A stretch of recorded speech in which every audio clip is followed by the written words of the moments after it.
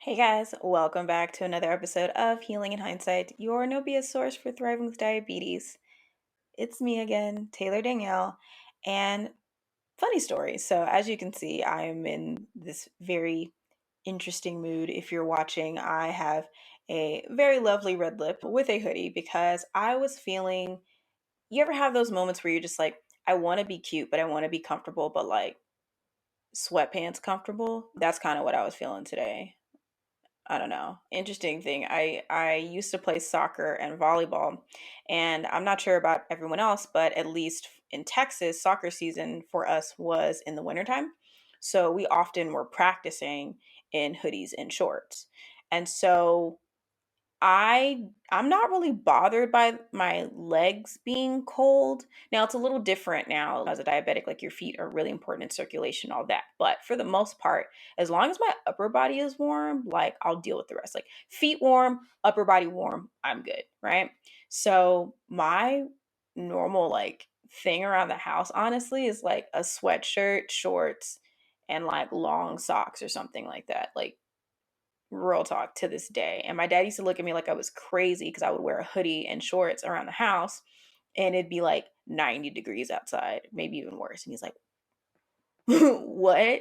So staying true to my roots, even my hair. I would throw my hair in a messy bun because I was running all the time. So yeah, yeah. So today's episode, I really wanted to dig into creating your own mental safe space. As I really started to dig deep into my journey into really loving and accepting myself wholeheartedly as I am right now, and even just getting into therapy, I realized that mental safe spaces, along with physical ones, become more and more important because as I'm like rewiring my brain and retraining myself on how to manage highly emotional situations, especially because I am confrontational. So when things aren't going my way, like the first emotion that usually hits me is anger. It became important to figure out ways in those triggering moments on how can I be present, not go off on anybody, but still bring myself down. And so it's led to a host of different ways that I've been able to really kind of just guide my emotions into an area that allows me to release them without it kind of backlashing on anybody else. And so as a diabetic, I felt like this was extremely helpful in my journey because a lot of the emotional roller coasters that we face is just purely around our diagnosis on top of everything else that's going on. So I really wanted to talk about what mental safe spaces are, how you can create your own, managing multiple because you absolutely can have more than one depending on what your environment is, and ways that I've utilized them to really come to terms with my diagnosis and get ahead in a sense of like working with my body versus against it. So I feel like this would be a good one. I hope that this is helpful, but guess we'll find out. Let's do it.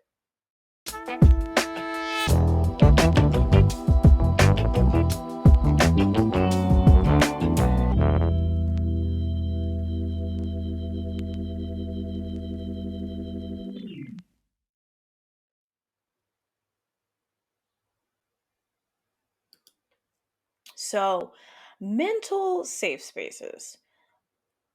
I'm going to get to why having one is helpful, but let's just kind of go back to basics here and talk about like what even is that? And the way I kind of define a mental safe space is just a place that you can go to in your mind that allows you to feel, say, and do whatever the hell you need in order to get through whatever moment is kind of triggering you. So I like to think of it as an advanced mind palace. I don't know if there's any Sherlock Holmes watchers out there, but the Cumberbatch one specifically. But if you've ever heard of a mind palace, it's like this mental place or building where you're able to keep important thoughts, memories, things like that. Because your mind never truly forgets things. It's just being able to recall them. So it's kind of a mental exercise, if you will, on being able to store important information and recall them at will. So I kind of take the idea of a mind palace, but instead of it just being to hold memories and things that you want to recall, like a statistic or something. I mean, obviously, the way that Sherlock Holmes uses it is way more advanced than probably what I could do with it, but you get it. But also just applying the same concept to a place where you feel safe enough to feel everything that you need to feel and it not to be projected outwards, that could potentially cause some drama, right? And so as a diabetic, I felt like this was something that became important for me, not only just as a diabetic, but just in general, because as the world is continuing to shift and our generations are continuing to evolve and learn or unlearn a lot of different information, it's so overwhelming that you almost feel like you can't say or do anything without someone else having an opinion about it. Now, that's kind of life in general. As you live and go through things, opinions, whether you ask for them or not, will come up against you, especially when you decide that you want to allow yourself to be seen in a public fashion, like being online or what, any type of celebrity status. It's not even a celebrity thing. Anytime that you showcase yourself online, no matter what form it is, even as what feels like as small as Instagram or Snapchat, or whatever. I don't even know what is Clubhouse still the newest one? I don't know, but you get it. You're often open, whether you ask for it or not, to forms of opinion. And so if you're not really sure how to manage that, it can be overwhelming.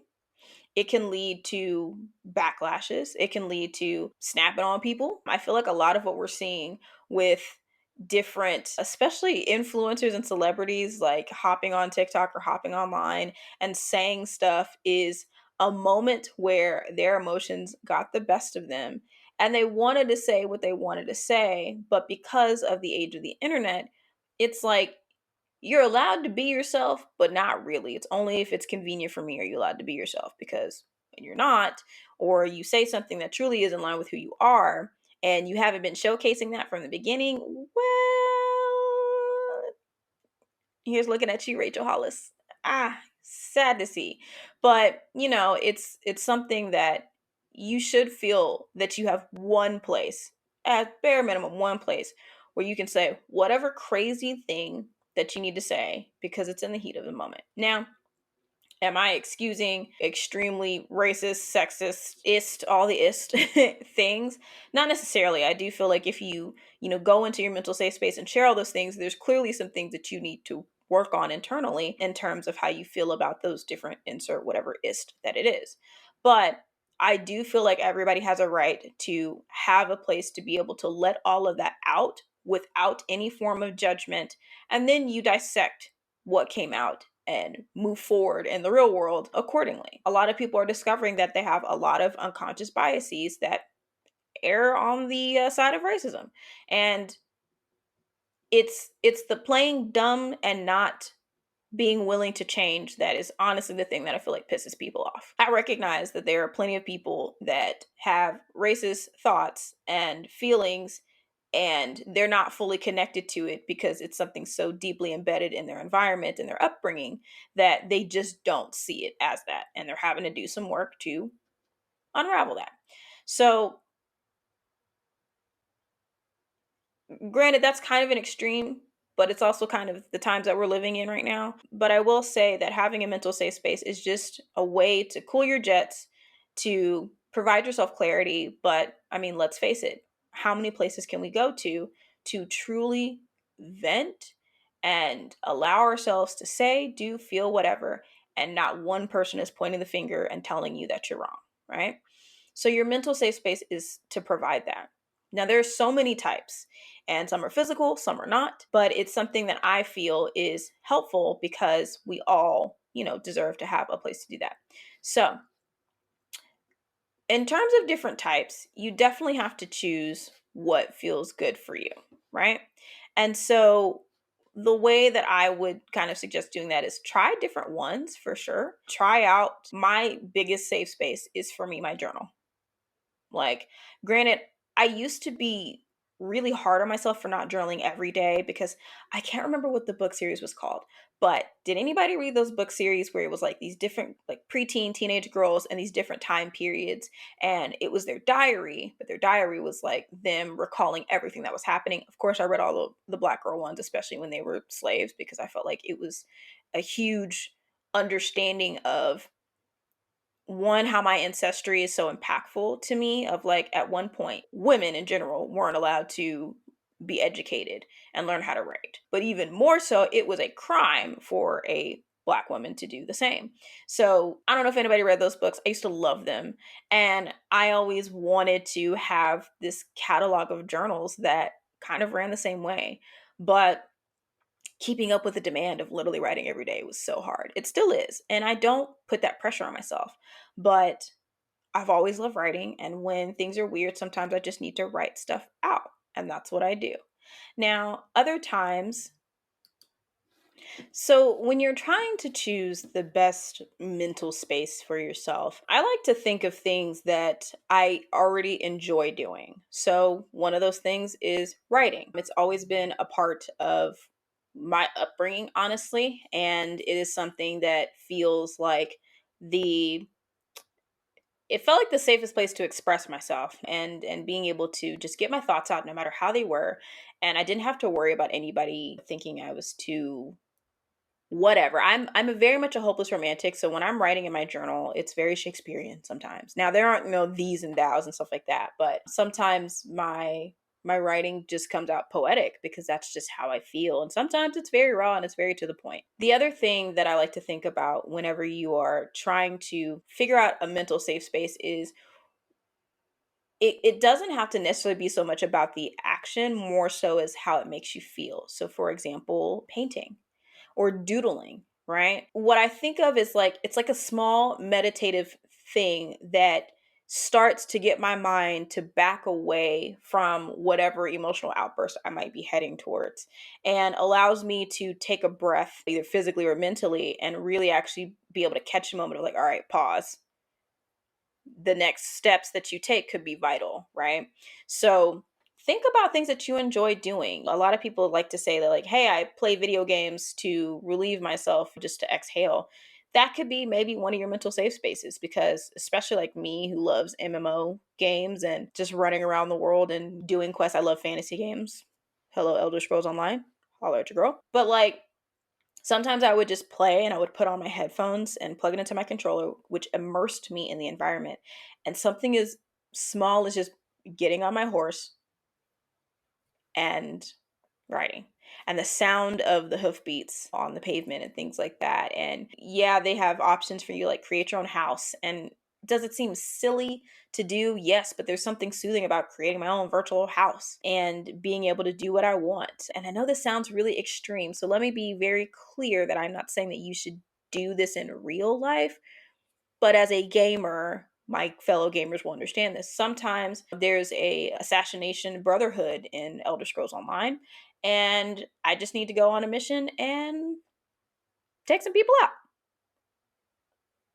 Right? Like it's just one of those things where it's just channeling whatever it is that you're feeling. And so another safe space is the one behind me. This is actually my vision board. And there's a little table underneath. You can see my salt lamp, but sometimes I'll just sit right in front of it and I'll meditate, I'll light some incense, or I'll read. I'll put a bunch of blankets and pillows down there and just lounge out. I've definitely taken a nap there. Like just something that has beautiful visuals and words and reminders of who I am and all that I can be, and creating this corner of my space that reminds me that I'm able to be everything that I want and it's okay whatever I'm feeling. Kind of why I actually recorded in this corner, to be quite honest. This corner is where I started this podcast, right? Your mental safe space should be something that allows you to be totally yourself without any form of judgment. Another one that I've seen that's been really cool, and I plan to try it myself because you're not always in a place where you can get to your journal or where you can get to a space in your house. You might have to go into work in a physical office or something like that, or maybe you're going to go out of town, whatever. A picture. whether that's on your phone. I've seen people have actual physical pictures in their wallets, their purses, whatever. And you stare at that picture and you just kind of imagine yourself in that environment, whether that's mountainous area, beach. Some people like the noise of the city, whatever. Even if it's from a fictional world, like just feeling like you're immersed in that, getting lost in it, and just allowing yourself to just feel whatever it is that you're feeling. These spaces are important because we're constantly hit with so many emotions and so many things and so many opinions on how we should handle those things that it really does feel like you have nowhere else in the world to go in order to just express how you feel without any form of judgment.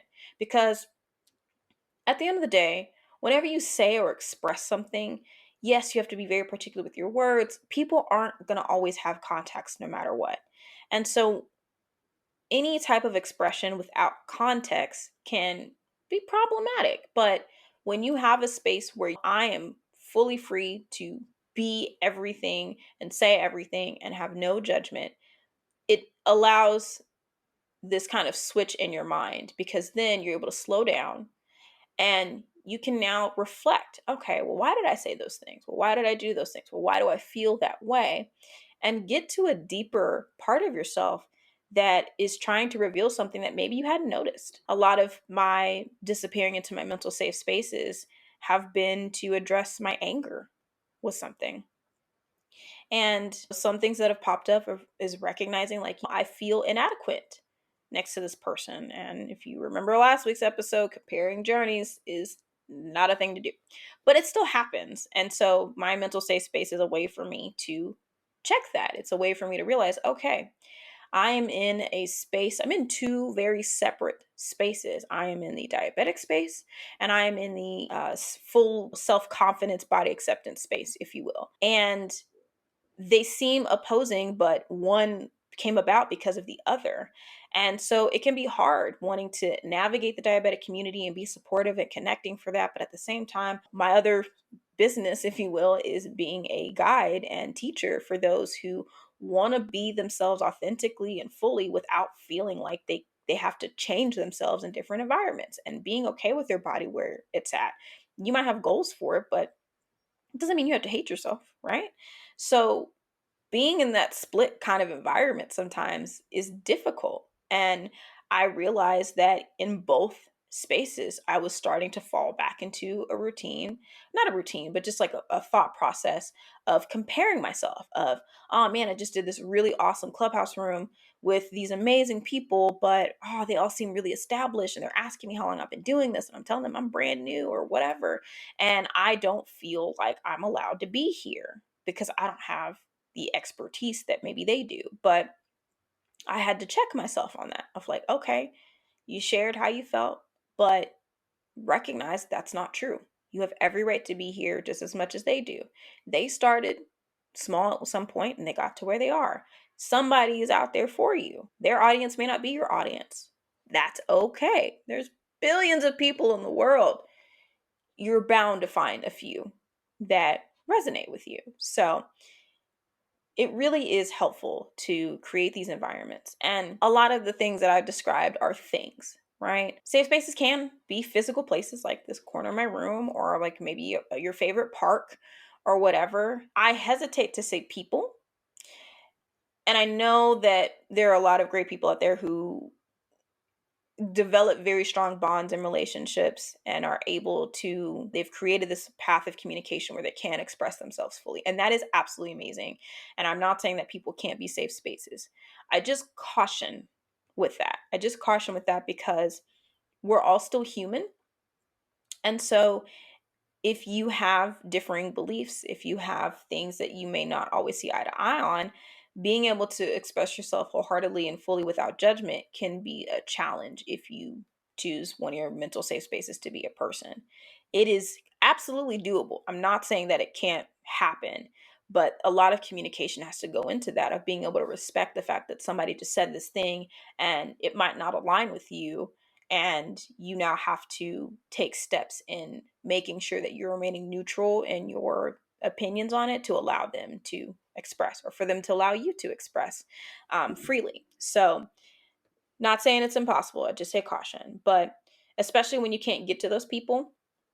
It's always good to have something that is easily able to be on your person, or something that you can access easily, in order to be able to have your thoughts, connect with them, and then kind of learn from them.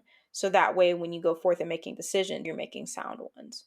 So, should you have more than one? I think so, but you don't have to. Like, I know plenty of people where, and I used to be this person for sure, where the only safe space that is needed is my journal. I'll put it in my journal. I used to keep it with me everywhere. Now I don't as much, because I can be clumsy in keeping track of my items. I'm decent with it. Maybe I'll get an air tag for it. I don't know. But that, and like with people, especially when I was doing this in junior high school, and kids are crazy and they take your stuff and they read it and then they want to share it out loud and all these things. So it just depends, but I do like the idea of, like, I really want to try the photo one, because I think that's something that's easily accessible to do. You can carry it anywhere, it can be on your phone, and you can be able to just disappear in that moment and come back, right? I do have a space in my Notion. I use Notion for a lot of my note taking, tracking, and planning. And I do have a section that is kind of like a journal section. So if I'm out and about and I have a thought, I'm able to put it there. And there's different things, like Apple Notes has the ability to lock. I think Evernote does too. So tech has definitely caught up and given us a lot more expansive options. But I do feel like having more than one is beneficial, because you never know what environment you might be in, and one safe space might not be available. Like if I'm out, or if I go home for the weekend to see my parents, I obviously don't have access to my physical safe space, right? But my journal can go with me, the photo or my phone or whatever can go with me, and that's easy to keep track of. So you don't have to. I definitely encourage you to start small, start with one, and then work your way up, because I recognize that I respond to different things. So the action of writing is soothing for me. Sometimes just the action of looking at something is helpful. Sometimes the action of just being in the middle of a park or listening to rain or sound is definitely a great mental safe space. I definitely sometimes will put on nature sounds, and especially ocean waves just really take me to just being able to sit and watch the sunset on a beach and feel the warmth of the sun on my skin, and I just melt. I just relax, and I'm able to feel through whatever I'm thinking a lot more deeply. So, I'm sharing all of this to say that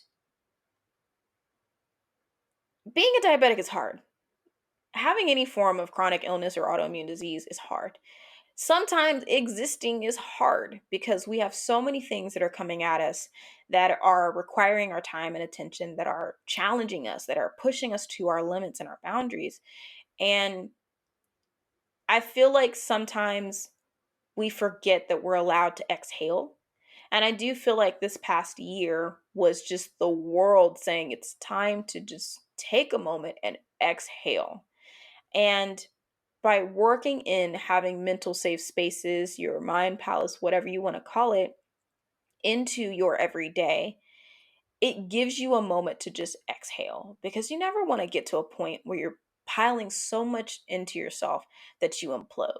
Especially for someone like me who has to deal with anger and not allowing my anger to just take over everything. There's nothing wrong with being angry. Angry is a very powerful and passionate emotion, but anger unchecked can be a very destructive emotion. And so being able to know that you have the ability to release and express those things is important. So I just really felt like this would be a good thing to touch on, because when you're dealing with a medical diagnosis of any magnitude, it can weigh a lot on you mentally and spiritually and emotionally. And you need to be able to express that. You need to be able to know that you can be safe with your thoughts and your feelings, and that no one is going to judge you for it. So creating these spaces for yourself, I feel like, is something that's been huge in my journey as a diabetic, and honestly a springboard for me getting better in how I take care of myself, because I am now able to face and acknowledge how I feel about it. And even more so every day now than before, because there was a point where I didn't feel like I was allowed to be upset for my diagnosis, to feel like there was so many things wrong with how I got here. And so everybody has permission to feel what they feel. You don't need anybody's permission to feel what you feel. The only person that needs to validate that is you. But there's also that understanding that sometimes having those feelings right in the middle of a meeting with somebody, or when you're trying to get your work done, may not always be the most convenient thing. So having a place that you can quickly slip into mentally to express and release, and then being able to come back and have your head on straight forward, is, to me, a powerful resource and tool that everybody can benefit from. So this one might be pretty short. I didn't want to ramble. I really didn't. I struggle when I do these topics that aren't 100% about being a diabetes itself, because I can either go on for days, or I just want to make sure I keep it concise because I don't want to like overwhelm anybody. But this is one of those that's just, it's really important to me. And y'all know I love all things mental health on this show. It will never not be a part of it, because it all starts in the mind, in my opinion. And the more that we can allow our minds to expand and to grow and to understand what our hearts are feeling, I think the more this connection with our bodies can deepen, because there's that ability to release those built up emotions and things that happen as we walk through life. Yeah. Let me know what you guys think about that. Leave me a comment or a rating wherever you're listening to this. If you're able to find the show in some form of capacity to leave me a message, let me know, because I'm always curious as to how people are navigating things that can be tough, that can be challenging, and how you're able to mentally keep yourself grounded even when you are feeling so many things, because you're allowed to feel all of those things, but channeling them in the right ways is the power that you have in having a different experience. So let me know. In the meantime, I just want to say thank you again. I don't think I'll ever not say thank you at the end of each episode, because my appreciation for anybody willing to listen, let alone go a step further and follow and be updated, all these things, it's just something that I'm just ever grateful for. And I want you to know that each and every time that I decide to turn on the camera, turn on the microphone, and sit in front of you and say words. So thank you, thank you, thank you. If you really feel called to support the show, I'm on buymeacoffee.com/Taylor Danielle. Feel free to fuel my love for coffee and tea. There is a donation button on the player. I wish it didn't say donate. It just feels weird. But, if you're watching on Instagram or YouTube, buymeacoffee.com/Taylor Danielle if you would like to support the show. I just really enjoy doing this, guys. So it feels good. But I've been asked, how can we support you? And if I can make this a livable job, I absolutely will, but no pressure at all, because doing this truly is enjoyable. I just like having these conversations. I don't think I ever will stop having these type of conversations. So if it speaks to you and you want to support, I appreciate it. If it speaks to you and you just want to give it a like, I like that too. So thank you guys again for your time. I will catch you next week. You already know, every Tuesday and Thursday.